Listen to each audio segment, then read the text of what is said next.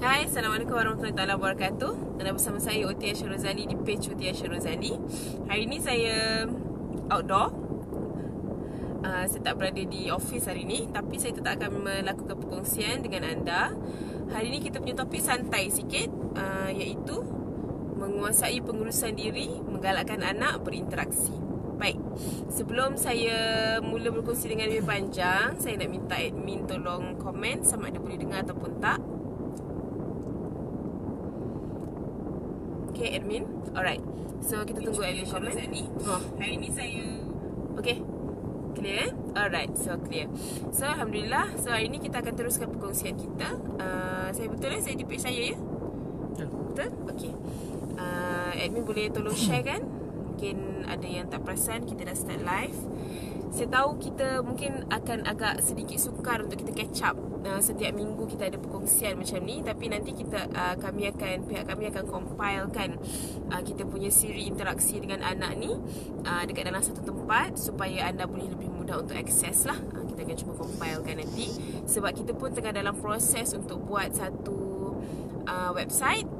Kita akan compilekan perkongsian kita yang banyak-banyak tu. Saya dah kongsikan daripada tahun 2017 tu, banyak sangat video-video sharing yang kita dah buat, sama ada dalam bentuk video ataupun bertulis ataupun bergambar.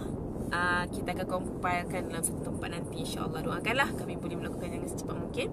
So hari ini saya nak bincangkan tentang bagaimana dengan membantu anak kita menguasai pengurusan diri, maka itu akan membantu anak untuk maka itu juga akan membantu untuk menggalakkan anak kita untuk berinteraksi. Baik. Kita dah kongsikan, kita dah share tentang macam mana sebelum ni kita dah kongsikan tentang kanak-kanak yang ada kelewatan perkembangan, speech delay contohnya. Biasanya yang kelewatan perkembangan kita akan nampak speech delay lah. Ada juga yang tanya saya, macam mana dengan anak dia yang speech delay tapi doktor nak tengok sama ada anak dia ada autism ataupun tak. Ada juga yang tanya saya, adakah anak yang speech delay memang confirm dia autism, ataupun ada yang juga yang tanya saya, adakah anak yang ada autism memang dia speech delay. Baik, sebab tu semalam bila saya share tentang antara terapi individu dengan terapi berkumpulan, saya sangat-sangat galakkan anda untuk mulakan proses anda dengan terapi individu dahulu. Apabila anda bertemu dengan doktor, let's say berjumpa dengan doktor itu lambat. Banyak juga parents yang datang berjumpa dengan kami terapis di Gym Academy dahulu, sementara menunggu appointment dengan doktor. Sebab tunggu appointment dengan doktor kan queue-nya panjang, especially kalau kita jumpa doktor pakar, queue-nya panjang kan. So mereka ambil keputusan untuk datang terapi dulu. So bila datang terapi dulu, anda pastikan anda cari terapi individu dahulu, supaya anda boleh betul-betul faham apa condition anak. Apa yang terapis lakukan, terapis tak akan melakukan diagnosis. Seorang terapis, contohnya seperti saya tidak boleh kata, okey, anak tuan diagnosisnya speech delay, anak tuan diagnosisnya autism. Seorang terapis tak boleh melakukan perkara tersebut. Terapis akan lihat fungsi, kefungsian, di mana tahap perkembangan anak anda sekarang. Okey, so sebab tu antara perkara penting yang kita nak ibu bapa tahu, dan kita sangat harap kalaulah benda ni dapat masuk dekat dalam kursus kahwin kan, kita nak kahwin tu kan ada kursus. Kalaulah perkara asas seperti mengetahui asas kepada perkembangan anak ni masuk dekat dalam kursus perkahwinan, saya rasa insya-Allah lebih banyak kelewatan perkembangan yang tercicir. Faham tak? Tercicir.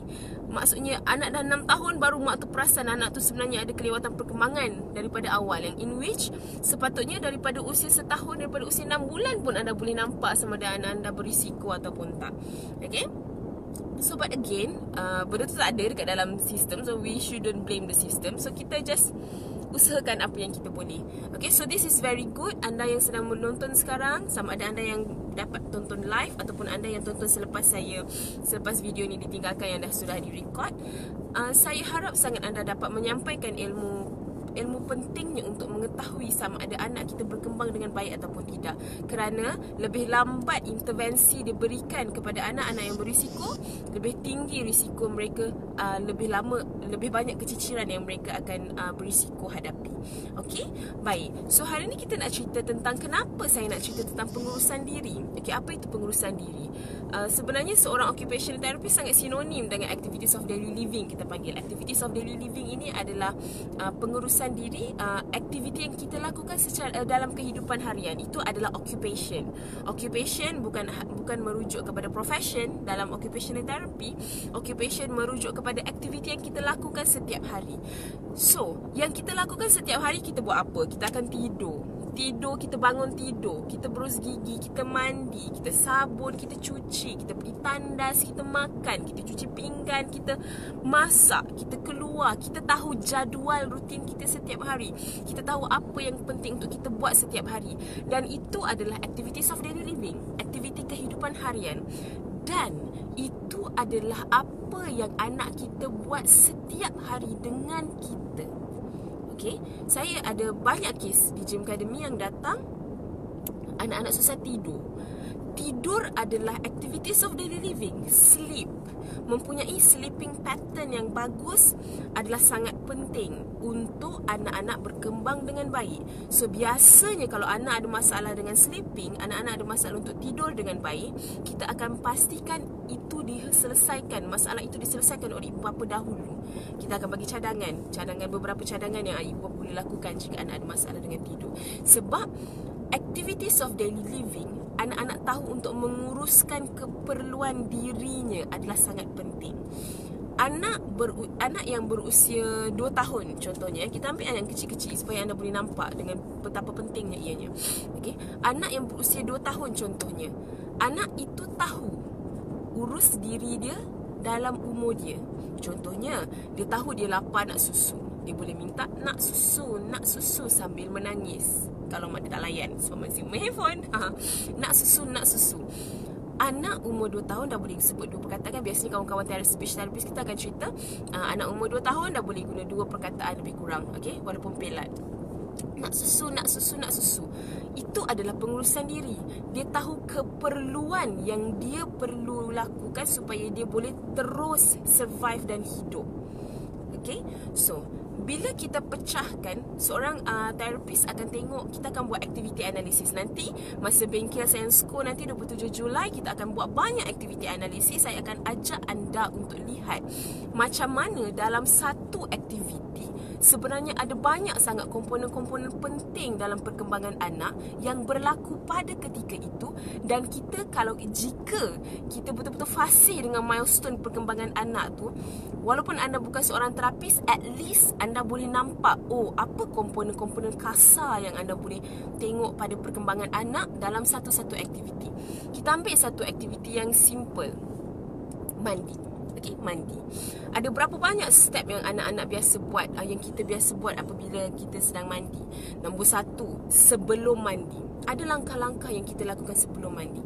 Saya ada buat satu checklist senarai semak senarai semak kemahiran pengurusan diri. Saya ada buat checklist tu. Buku tu mungkin ada yang dah ada, mungkin ada yang belum ada. Tak apa, buku tu kita akan mulakan, kita dah stop penjualan buku tu sebab kita tengah dalam proses untuk memperbaiki sikit isi kandungan dia. Tapi buku tu kita akan mula launch semula pada 27 Julai nanti, insyaAllah. So lepas tu lah, kalau siapa-siapa yang tak dapat datang bengkel, anda boleh beli selepas tu sebab harga orang bengkel akan dapat harga special sikit lah. Okay, so saya ada buat satu checklist pengurusan diri. Dalam checklist tu kita buat activity analysis. Apa itu activity analysis? Sebagai contoh, kita cerita pasal mandi kan. Okey, untuk mandi, apa yang kita bayangkan bila mandi? Kita akan bayangkan mandi, buka shower, mandi sabun, lepas tu keluar pakai tuala. That is mandi. But mandi, kalau kita tengok mandi tu sendiri, aktiviti mandi untuk anak 3 tahun, kita ambil anak yang kecil. Saya nak anda tengok anak-anak yang kecil. Untuk anak 3 tahun mandi. Okey, kita cakap Husam, saya ada anak 3 tahun seorang. Husam, jom mandi. Dia tahu maksud jom mandi. Dia tahu bila kita panggil Husam, pandang, menyahut. Itu adalah interaksi, betul? Dia tahu nama dia disebut dan dia tahu yang dia perlu respon. Bila kita kata jom mandi, dia tahu mandi itu apa. Dia terus bayangkan, dia terus masuk perkataan mandi itu ke dalam kepala dia, terus dia proses dan terus dikeluarkan output dalam bentuk berjalan pergi ke tandas. So anak tadi, apa yang berlaku bila kita kata jom mandi? Kita analyse pergerakan anak dan macam mana anak kita faham. Ingat building blocks, sensory, motor, kognitif, daya kefahaman kanak-kanak, bahasa ke atas. So bila anak-anak faham, walaupun pada ketika tu Husam tak sebut mama nak mandi ataupun Husam sebut ye mandi, dia tak sebut apa-apa, dia just jalan je. Bila kita kata jom mandi, dia letak toy dia terus jalan pergi toilet. Maksud di situ Husam ada daya kefahaman apakah maksud mandi, dan dia tahu bila mandi dia kena tinggalkan permainan dia dan dia kena pergi berjalan ke tandas. Itu adalah pemprosesan kognitif daya pemahaman dan pemikiran, dan anak itu tadi ada perkataan mandi dalam bank perkataan dia. Okey, so sebab tu jika kita selalu rasa yang kita tiada masa, kita tak sempat untuk buat aktiviti dengan anak, anda kena pastikan anda faham macam mana nak pecahkan aktiviti pengurusan diri harian, supaya jika anda rasa anda yang tak ada masa untuk aktiviti bersama anak secara spesifik, anda boleh lakukannya semasa anda sedang mandi, semasa anda sedang suap anak makan, semasa anda sedang beruskan gigi anak. Okay, so kita tengok lagi sekali. Kita sambung lagi, kita tengok contoh tadi. So Husam dah pergi ke tandas untuk mandi. Kita bagi arahan. Ada bakul baju kotor dekat sebelah ni, kita bagi arahan. Husam buka baju, umur 3 tahun, bila dia buka, kadang-kadang dia sangkut lagi kan, struggle. Kita dapat tengok macam mana perkembangan motor kasar kanak-kanak. Relationship antara baju dengan tubuh badan dia. Dalam video-video saya yang sebelum ni, saya banyak cerita tentang kanak-kanak perlu menguasai tubuh badan. Dalam buku target 5, target yang pertama saya letakkan adalah kesedaran tubuh badan, body awareness. Kanak-kanak tadi tahu nak buka baju, dia kena buka macam mana? Dia kena buka daripada bawah, angkat daripada perut tu keluar ke atas. So dia tahu relationship tubuh badan tu. Dia tahu nak buka baju mesti kena ke atas. Dia tak buka baju ke bawah. Ada kanak-kanak dia akan keluarkan tangan dulu, dia akan keluarkan tangan, bergantung kepada macam mana yang kita biasa ajarkan pada dia. Tapi itu adalah kesedaran tubuh. Buka baju, dia tahu nak buka baju. Buka seluar, dia tahu nak buka seluar. Dia tahu dia nak kena angkat kaki kanan, angkat kaki kiri. Dia nak kena pijak-pijak seluar tu sikit supaya dia boleh keluarkan kaki dia. Itu semua adalah aktiviti kesedaran tubuh. Dia tahu kalau dia nak jatuh, dia kena duduk. Atau dia tahu kalau dia nak jatuh, dia kena pegang dekat dinding atau pegang dekat pintu supaya dia boleh control balance dia. Alright. So sequence turutan yang anak buat daripada dia jalan, masa dia main, mama suruh pergi toilet, jalan sampai depan toilet, dia boleh buka baju, buka seluar tadi, adalah sequence yang sangat penting. Kenapa saya kata ianya adalah sequence yang sangat penting? Kerana ianya adalah indikasi ataupun indikator yang anak tadi faham apa yang dia perlukan oleh tubuh badan dia untuk dia mandi, dan dia faham apa yang social surrounding dia perlukan. Kalau tak mandi, dia busuk. Kenapa anak tadi, dia dah biasa mandi, dia tak ada masalah dah nak pergi mandi? Sebab dia dah faham itu adalah role dia sebagai manusia. Manusia untuk hidup secara berkualiti, mereka perlu faham role diri dia. Siapa dia? So, seorang anak ada role. Diri dia dalam rumah tu apa? Siapa dia? So, dia perlu mandi. Itu role dia. It is an accomplishment bila anak tadi boleh bangun daripada main, pergi tandas sendiri dan siap buka baju, buka seluar. It is an accomplishment. Bukan hanya untuk kita, tapi untuk anak kita. So that is why pengurusan diri adalah sangat penting untuk kita pastikan anak kita boleh kuasai ikut tahap perkembangan usia dia. Faham, umur 3 tahun tak boleh buka baju sendiri lagi, kita kena bantu separuh. Fine, kita bantu. But then, dia dah tahu yang dia kena buka baju. Memberikan peluang untuk anak berdikari is very important, because it is very important untuk motivation diri dia juga. Untuk dia tahu dia sebagai seorang manusia. Alright? So it is very important. Jangan buatkan semua untuk anak. ping, macam tu. Alright. So masuk bila dia dah buka baju, ada bakul baju kotor kan dekat sebelah ni, ada kita punya hamper baju kotor tu. Cakap dengan dia, Husam, kita masukkan baju kotor dekat dalam ni, kita masukkan seluar dekat dalam ni. Dia masuk, berikan social reward dalam bunyi, very good Husam, dah masuk baju kotor, pandainya. Hari ni kita kena prompt dia masuk, kita kena remind. Besok dia masukkan sendiri, Husam dah ingat lah, Husam dah besar. Remember, accomplishment. Dia boleh uruskan diri dia. It is a big accomplishment untuk kanak-kanak. Okay, so itu kita baru cerita tentang bersedia untuk mandi. So dia dah buka, strip off semua, pampers. Okay, Husam masih pakai pampers, on the way nak toilet training. Okay, ada anak umur 2 tahun dah start toilet training. Itu akan bergantung kepada anak dan mak dia punya kerajinan lah. Begitu ya. Okay, so pampers, katalah dia masih pakai pampers lagi. So masuk toilet, ada bakul sampah untuk pampers, buka, masukkan dalam pampers. Saya suka beli bakul sampah yang ada pijak kaki tu, supaya anak saya boleh buat sendiri. Sebab anak kecil kan, saya ada ramai anak kecil kat rumah. Anak saya 7 tahun, 5 tahun, 3 tahun, 1 tahun. So anak kecil, bila dia pegang sampah dekat sebelah tangan, kalau dia nak buka sebelah tangan, ni dah bilateral coordination kan, nak buka penutup sampah dengan pegang sampah tu dah bilateral coordination. Kadang-kadang kanak-kanak kecil akan sedikit susah nak buat. Okay, nanti dia buka, baru nak letak, dia dah tutup balik. Dia dah buka, dia dah letak, dia tutup balik. So what you can do adalah belikan bakul sampah yang pijak tu, supaya dia boleh belajar koordinasi kaki dan tangan. Okay, dia boleh koordinatkan kaki dan tangan dia. Dia boleh pijak, dah pijak, baru dia buang.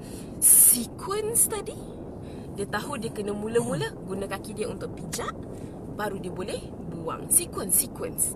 Kenapa sequence ni sebenarnya penting? Anak mengikut turutan penting. Sequence penting sebab ianya adalah indikasi yang anak kita ada daya perhatian dan fokus. Anak kita tahu nak menyelesaikan masalah dia. Anak yang ada masalah untuk berinteraksi, anak-anak yang ada speech delay, let's say anak you ada speech delay, and then you dah jumpa therapist kata okay, anak lack of attention. Okay, ramai kan anak-anak yang ada speech delay yang belum lagi ada diagnosis autism ke dan sebagainya, doktor masih diagnosis sebagai speech delay, ada masalah dengan attention. Okay, so bila ada masalah dengan attention, biasanya bila kita ajak jemput share, saya tak ada masalah ya, boleh share semua video saya. Bila anak ada masalah untuk sequence tadi, ikut turutan, anak tak boleh dah bagi attention. Biasanya is because anak tak tahu nak settle up diri dia. Dia tak tahu nak settlekan. Contohnya kalau kita kata kita panggil dia tak menyaut lah. Kita panggil dia, contohnya dia panggil Husam tak menyaut. Kita kata Husam sini, Husam lari je kat sana pusing-pusing. Why does that happen? Ingat, sensory, auditory, pendengaran kanak-kanak, anak tadi tak cukup modulated. Dia tak integrate, dia tak grounded, dia tak tidak dapat proses environment dia macam kita. So bila kita bagi aktiviti yang meningkatkan daya perhatian dan fokus, maka itu akan membantu anak untuk belajar modulate, untuk belajar apa yang dia nak kena fokus sekarang, apa yang dia tak nak fokus sekarang, apa yang dia nak kena berikan tumpuan, apa yang tidak. Kita tidak, contoh kalau kita nak cerita pasal anak autism, saya cerita terus pasal anak autism. Autism dia ada masalah nak bagi daya perhatian, kadang-kadang dia ada auditory. Autism biasanya ada masalah dengan sensory. So sensory dia is very sensitive. Dia lari pusing-pusing because dia nakkan all the stimulations yang ada. Atau dia tak suka stimulations yang banyak-banyak. Bunyi kipas, bunyi lampu, bunyi itu, bunyi orang kerja kat luar, semua tu mengganggu dia. So macam mana kita nak bantu? Dengan kita ajar dia untuk fokus dan ajar dia step by step. Itu sequence tadi. Dan sebab tu saya kata aktiviti pengurusan diri adalah yang paling mudah. Buka tong sampah, pakai kaki. Tong sampah dah buka, baru buang. Dah buang, angkat kaki, tong sampah tutup. Very good job. Sequence yang mudah. Berapa langkah ada kat situ? 1, pijak step tong sampah tu. Tong sampah pun terbuka. Cause and effect adalah asas kepada kemahiran sosial dan komunikasi. Dia pijak, terbuka. So cause and effect. Anak belajar cause and effect. That is very important tau. Okay, tutup, pijak, terbuka. Baru boleh buang sampah. Step kedua, anak buang sampah. Dah buang sampah, lepas sampah dah masuk, semua dah simpan kat dalam tu. Angkat kaki, tutup. Cause and effect lagi. Angkat kaki, benda tu tertutup. Okay, so kita kat belakang pandainya, good job, dah buang sampah dalam dustbin. Anak tahu banyak perkataan pada ketika itu.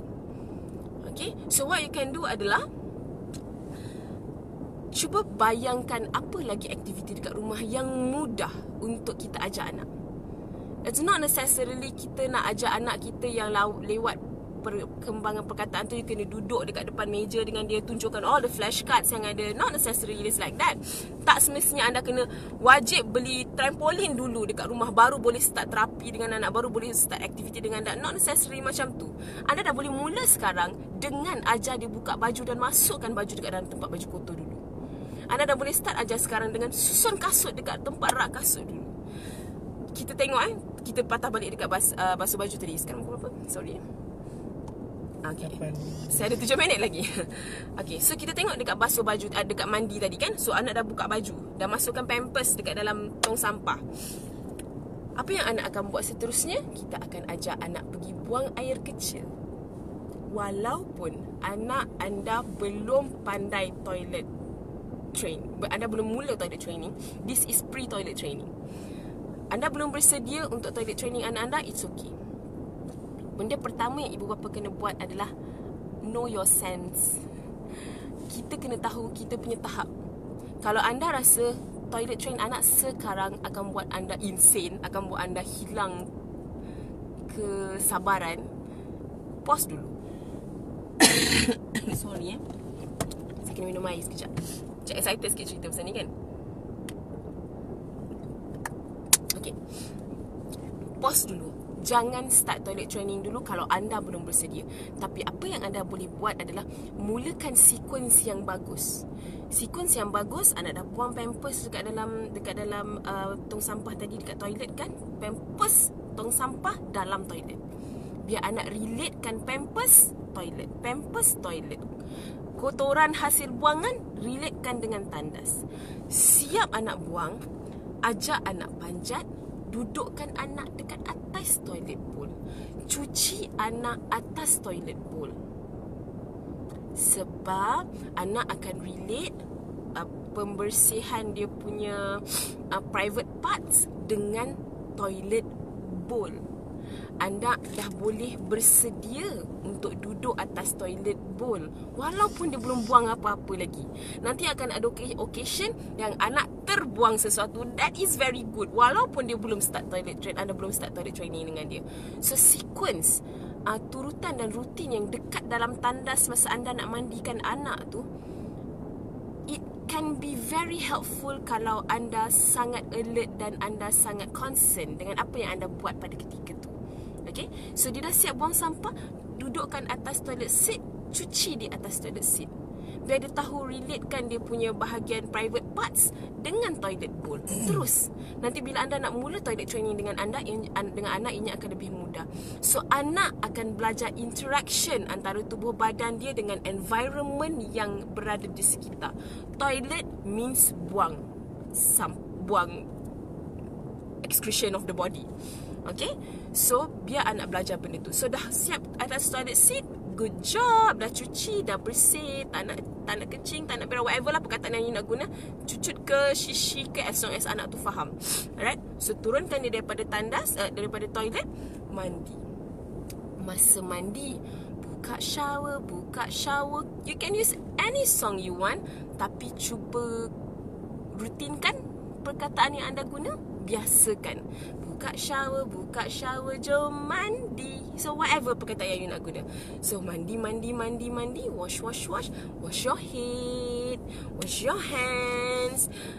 Ajar anak kita untuk buat sendiri. If anak kita jenis yang mata dia macam gini kan, merawang sana merawang sini, tak fokus pun dekat apa yang kita ajar. Ada anak naturally kita dah kata, let's say kita ambil lufah tu, you ambil macam span kan. Span is better kalau anak yang ada hyperactive. Gunakan span masa mandi supaya dia ada lebih banyak tactile you bagi pada dia. Okay, supaya bagi lebih banyak taktan, supaya dia lebih banyak lebih tinggi body awareness pada tubuh badan tu. So masa sabun, kalau anak tak tengok, sabun tangan, lepas tu bagi dekat tangan dia, cuba dia buat sendiri. Kalau dia tak boleh buat lagi, anak yang susah nak bagi fokus pada body dia, anda boleh ambil satu cermin, letak dekat depan dia masa dia mandi, supaya ada visual feedback, dia boleh tengok secara visually apa yang badan dia sedang buat. Okay, so mandi, jom kita basuh tangan, wash your hands, mandi. Alright, wash your tummy, basuh, wash your legs. Oh, tengok jari. Okay, jom kita basuh jari, mandi. Okay, the sequence up to you. You nak suruh dia berus gigi dulu baru mandi ke? You nak suruh dia mandi dulu baru berus gigi ke? You nak suruh shampoo dulu baru sabun ke? Sabun dulu baru shampoo ke? It's up to you. Tapi cuba konsistenkan untuk rumah anda. Okay, so kalau rumah anda jenis yang shampoo dulu baru sabun, lepas tu baru berus gigi, cuba konsistenkan macam tu supaya anak kita senang nak belajar sequence tadi. So dia senang nak belajar, oh kalau kat kepala sekarang kita nak kena gosok kita punya kepala. Dah siap tu kena pejam mata, oh sebab nanti sekarang sabun pedih. So dia belajar relationship antara barang-barang di sekitar dia dengan tubuh badan. Dan pada masa yang sama kita boleh masukkan perkataan-perkataan yang kita nak dia belajar. Basuh pipi, basuh gigi, basuh hidung, basuh kepala, cuci telinga. So you boleh ajar dia macam-macam. But jangan bombat dia dengan perkataan banyak sangat sampai bilik toilet you bising sangat. Take time. You have to observe. Okay? Contohnya anak kita tengah basuh badan. Oh, jom kita tengah basuh tangan. Wow, tangan cantiknya. Anak stop. Observe. Anak kita basuh tak tangan dia? Anak kita tengok tak tangan dia tengah basuh? Observe. Anak kita sambung tak basuh dekat sebelah? Alright? So memberikan anak rutin verbal, bukan dengan bombat dia, perkataan banyak sangat. You bagi dia masa untuk proses juga. Oh, jom basuh tangan. Kita tengok dia ambil tak tangan dia. Oh, jom basuh tangan.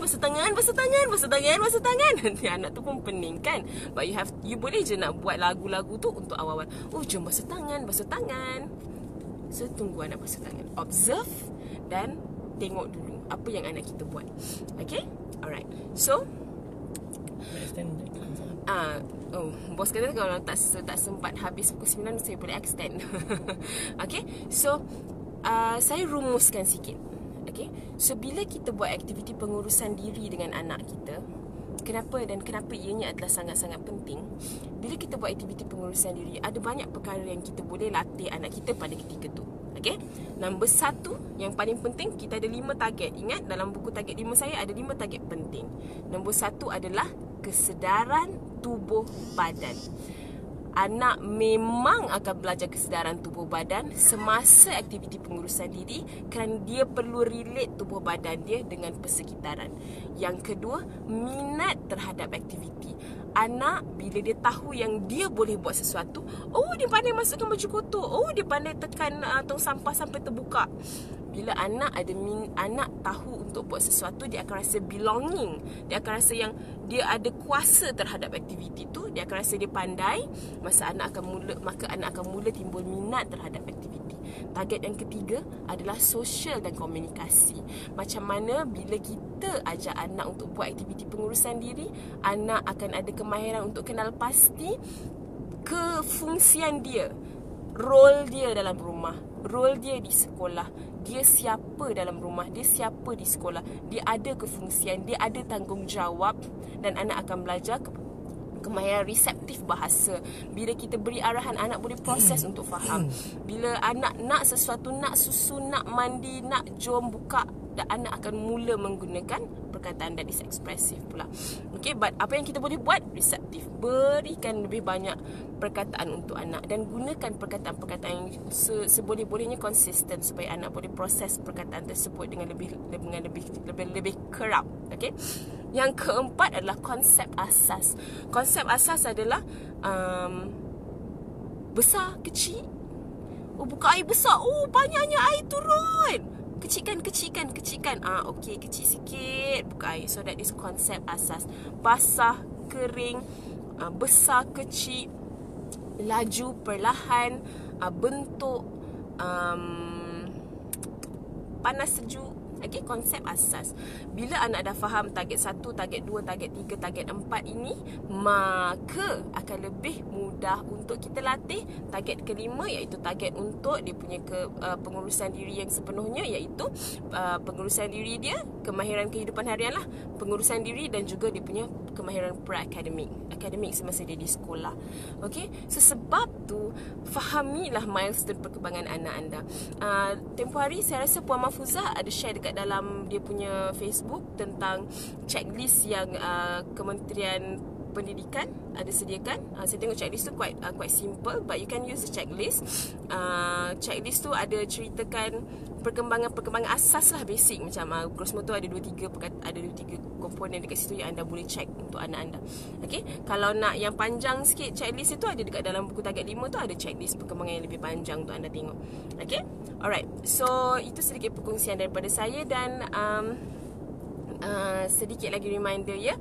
Pengurusan diri adalah sangat penting untuk membantu anak kita belajar berinteraksi. Interaksi bukan terus bermula dengan anak keluarkan perkataan. Interaksi bermula dengan dia, dengan tubuh badannya dahulu. Dia tahu badan dia kotor, kena basuh. Dia tahu dia dah buang air, dia kena cuci. Dia tahu ada waktu yang badan dia kena mandi. Dia tahu bila dia nak berus gigi. Dia tahu bila dia nak angkat tangan. Dia tahu bila dia nak buka baju. Dia tahu macam mana dia nak buka seluar. Alright, interaksi bermula dengan tubuh badan anak dahulu. Dia sedar dengan tubuh badan dia. Dia boleh berinteraksi dengan tubuh badan dia sendiri dahulu. Okay? Dan interaksi juga seterusnya bermula dengan anak boleh interaksi dengan environment dia. Dia tahu dekat dalam toilet means dia kena cuci, dia kena buang air. Dia tahu dekat dapur maksudnya dia kena hati-hati sebab ada tempat mama masak. Dia kena tahu dekat dapur maksudnya ada barang yang dia tak boleh pegang sebab itu bahaya. Bila dia pergi ke depan, dia tahu dekat depan tu adalah tempat untuk dia main. Dia tahu dekat depan adalah tempat untuk dia tengok TV. Dia tahu dekat depan adalah tempat untuk dia bermain dengan anak adik-beradik dia yang lain. Okay, so interaksi bukan bermula dengan perkataan terus. Interaksi kena ada banyak lagi komponen-komponen di belakang ni yang dah settle. Baru anak boleh faham lebih banyak perkataan, reseptif bahasa dia lebih banyak, barulah anak tu boleh keluarkan perkataan. Okay, so again, kalau anak anda ada kelewatan perkembangan dan anda tidak tahu bagaimana untuk bermula, mulakan dengan jumpa terapis secara individu. Anda boleh je mulakan terus dengan jumpa speech therapist, atau anda boleh juga mulakan terus dengan jumpa occupational therapist. Nanti terapis-terapis ni akan cadangkan yang mana satu yang lebih anak anda perlukan pada ketika sekarang, pada ketika perkembangan anak anda ini. Okay, ada anak dia perlu jumpa OT dulu, ada anak dia perlu jumpa speech dulu, ada anak dia perlu jumpa psikologis dulu. Bergantung kepada anak anda. Dan biasanya terapis yang jujur, dia akan beritahu apa keperluan anak anda pada ketika itu. Okay, baik. So saya harap perkongsian ni memberikan manfaat untuk anda. Terima kasih bagi yang menonton. Boleh teruskan share. Siapa yang tak dapat tengok live, anda boleh sahaja tengok recorded. Dan kita sedikit reminder, kita punya harga early bird untuk bengkel Semsco masih ada. Kita punya super early bird dah habis lah. So harga next early bird ni kita bagi harga 195. So sebelum ni 180. So kita dah naik harga sikit lah, 195. Tapi kita belum lagi cecah harga asal 250. 30 ada 30 seat sahaja and going down. dah semakin sikit lah 30 seat tu. Okay, so anda boleh register, contact dengan admin 011. Ada link. Ada link, admin dah letak link kat situ. Okay, terima kasih bagi yang menonton. Boleh share video ni untuk lebih ramai yang mendapat manfaatnya. Dan jangan lupa sampaikan ilmu pada yang lain. Saya ni sejenis yang tak kisah kalau orang yang dah dengar video saya, dia share balik video tu dalam bentuk catatan. Saya tak kisah pun. Okay, saya tak rasa apa yang saya cakap ni hanya OT saja yang boleh cakap. Saya rasa semua orang pun boleh cakap, bergantung kepada pengalaman masing-masing. Dan kita kena ingat, semua anak tidak sama. Okay, mungkin anak ni boleh guna cara ni, mungkin anak ni tidak boleh. Okey, sekian. Assalamualaikum warahmatullahi wabarakatuh dan selamat sejahtera.